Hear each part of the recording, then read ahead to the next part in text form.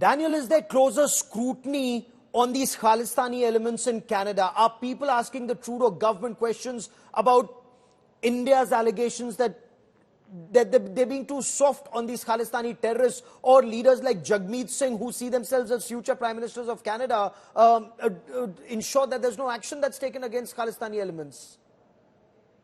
Yeah, I would say the awareness of this problem is growing. The primary focus of a lot of Canadian media is how did Justin Trudeau invite a literal Waffen-SS Nazi to be honored in Parliament, and why is he not taking responsibility for it? So that's the main scandal. But growing, not in very rarely in mainstream media, a few penetrated through, but there's been a growth of online media trying to be stifled by the government, where these conversations are happening, where people are more curious, where they take a look and there's actual journalists who are like, oh, here's the video of him supporting, again, the suicide bombing, and it's actually a more interesting story. So yeah, I do see it's growing.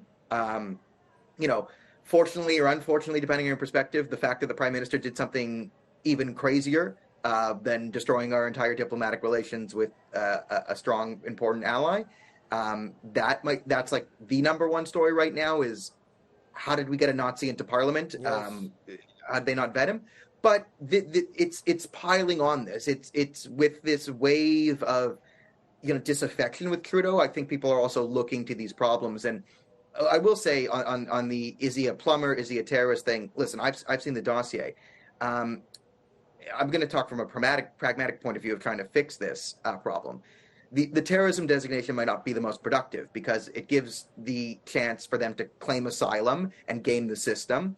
And then terrorism charges are much, much harder to prove than normal charges. Like, we might be better getting them on drugs, violence, harassment, gang. Like, there are legitimate crimes that they are actually committing that we could get them on.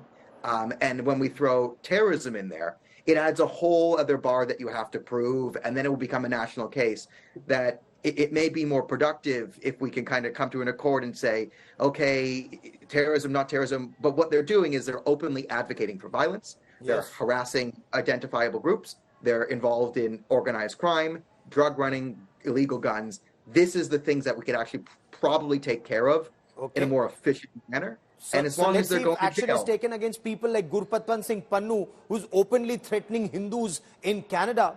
And of course, if the Justin Trudeau government is going to put evidence out in public domain, if there's pressure to put that evidence in public domain, or can Justin Trudeau actually get away with the spit and scoot tactics? We'll track that story very closely. Daniel Bordman for joining me here on India Today. Many thanks.